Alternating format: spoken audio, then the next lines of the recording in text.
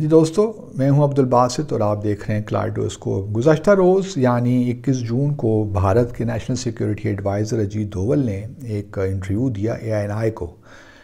ANI India کی news agency ہے، اور انہوں نے اس انٹرویو میں پاکستان سے متعلق بھی باتیں کیں اور کشمیر سے متعلق بھی، چائنا سے متعلق بھی، لیکن ہم صرف پاکستان اور کشمیر کی بات کر لیتے ہیں۔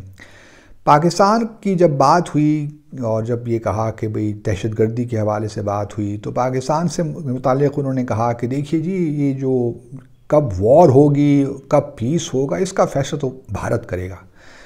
یہ ہم پاکستان کو یہ اتنا اختیار نہیں دے سکتے کہ وہ ڈیسائیڈ کرے کہ وار کب ہوگی اور پیس کب ہوگا۔ اس کا فیصلہ تو بھارت کرے گا، اور جب اگر پیس بھی ہوگا تو وہ بھارت کی شرائط پہ ہی ہوگا۔ اب بھارت کی شرائط کیا ہیں وہ ہم سب جانتے ہیں۔ بھارت تو یہی چاہتا ہے کہ ایک بھارت اکھنڈ ہو، اور جو آج کل جو حکومت ہے اور جو RSS کی فلسفی ہے ہم سب جانتے ہیں۔ تو بڑی معذرت کے ساتھ اجیت دوول صاحب، یہ تو نہیں ہو سکتا کہ جو پیس ہے وہ آپ کی ٹرمز پہ ہو۔ پیس میں تو بہت سی کوئڈ پرو کوز ہوتے ہیں، لینا دینا ہوتا ہے، تبھی کمپرومائزز ہوتے ہیں، تبھی کہیں جا کے وائبل پیس آتا ہے۔ یہ ہو نہیں سکتا کہ بس جو آپ چاہیں گے تو اس حساب سے پیس ہو جائے گا۔ پھر انہوں نے یہ بھی کہا کہ جہاں تک بھارت کا تعلق ہے، ہمارا تھریش ہولڈ بہت کم ہے دہشت گردی کے حوالے سے۔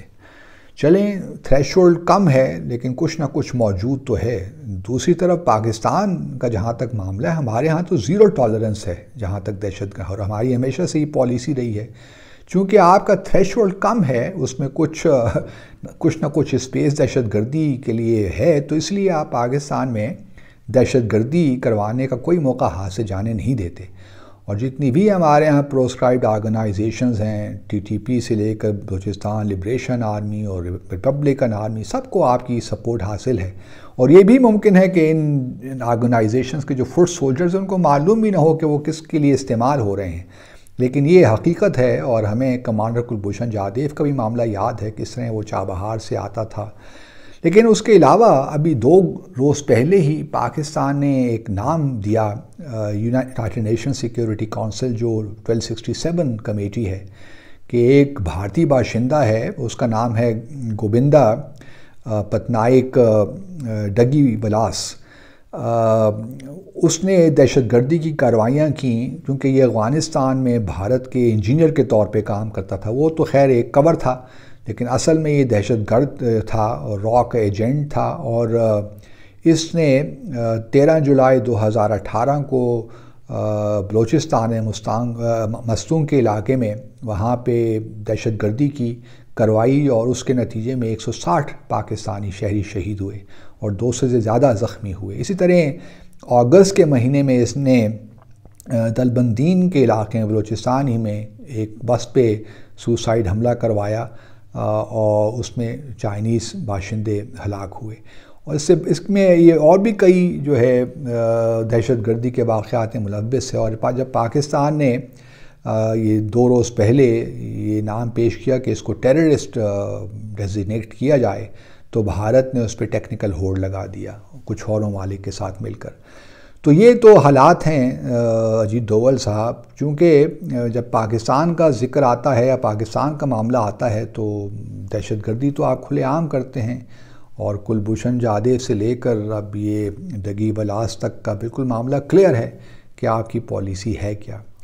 پھر انہوں نے یہ بھی بات کی کہ جہاں تک کشمیر کا تعلق ہے، اب کشمیری جو ہیں، انہوں نے کہا اب کشمیری پاکستان کے فیور میں نہیں ہیں، جس کا ایک مطلب تو یہ ہوا کہ تاریخی اعتبار سے کشمیری، اگر ہم ان کی بات مان لیتے ہیں تو تاریخی اعتبار سے تو کشمیری پاکستان کے فیور میں تھے، لیکن اب نہیں ہیں۔ اور 5 اگست 2019 کے بعد تو کشمیری بہت خوش ہیں، وہاں پہ انہوں نے ایکسیپٹ کر لیا ہیں تبدیلیاں، اور اب کشمیر کو انشاءاللہ تو نہیں کہا انہوں نے، بہرحال کشمیریوں کو اب کنسالیڈیٹ کر لیں گے اور معاملہ ٹھیک ہو گیا ہے۔ اگر ایسی ہی بات ہے اجیت دوول صاحب، تو پھر یہ کیوں نہ کریں کہ آئیے، چونکہ اب کشمیری تو پاکستان کے فیور میں ہے نہیں، تو لا محالہ وہ بھارت کے فیور میں ہی ہوں گے، تو کیوں نہ ہم جو پاکستان بھی کچھ ڈیمانڈ کر رہا ہے اور کچھ تھوڑے بہت بالکل اقلیت جو میں ہیں کشمیری، وہ ڈیمانڈ کر رہے ہیں کہ یو این کی سپرویژن میں ایک پلیبسٹ ہو، تو وہ کیوں نہیں کروا لیتے؟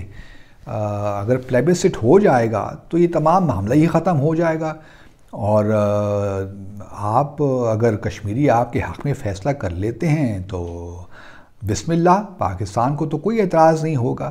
تو آپ نے پھر اتنا اس معاملے کو طول کیوں دیا ہوا ہے؟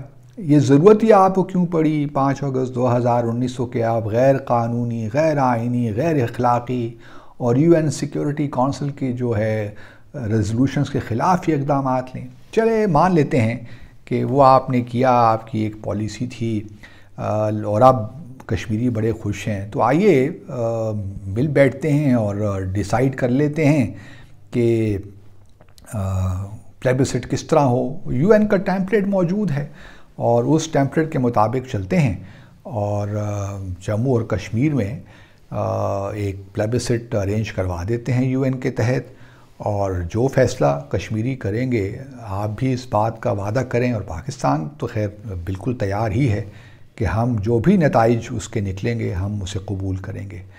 تو آج آپ کے انٹرویو سے بس یہی میں نے بات کرنا چاہتا تھا کہ اتنا ہی اگر آپ کو یقین ہے، اعتماد ہے کہ کشمیری بھارت کے ساتھ ہیں، تو پھر کوئی وجہ نہیں نظر آتی کہ آپ کیوں اس خطے کو مسلسل ایک انسٹیبلٹی کی طرف لے کر جا رہے ہیں۔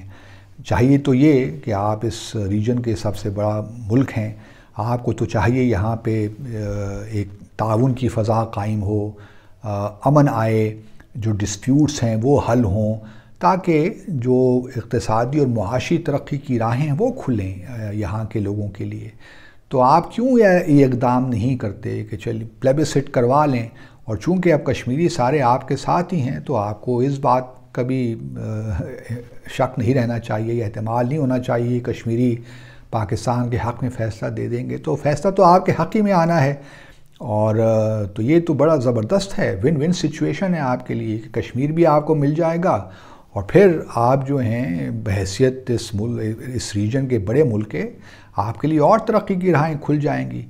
تو میں سمجھتا ہوں کہ جو آپ نے کل کہا ہے اس پہ وہ عمل کر ڈالیے، تاکہ معاملہ ختم ہو اور ساؤتھ ایشیا کے لوگ بھی امن کے ساتھ رہ سکیں، اور ہم سب مل کر اپنے لیے ترقی کی نئی راہیں دریافت کریں، اور ایک دوسرے کے ساتھ تعاون کریں۔ کیوں ہم ایک دوسرے کے ساتھ لڑ رہے ہیں اننیسیسریلی؟ جب کشمیری ہیں بھارت کے فیور میں تو پھر پلیبسٹ ہو جائے۔ اجیت دوول صاحب، دس از مائی ہمبل ریکویسٹ ٹو یو کہ اب آپ نے بات کر لی ہے تو اب اس پہ عمل بھی کر لیجئے۔ Let's move ahead and request to the U N secretary general to make arrangements for a plebiscite in the erstwhile princely state of Jammu and Kashmir. Thank you very much.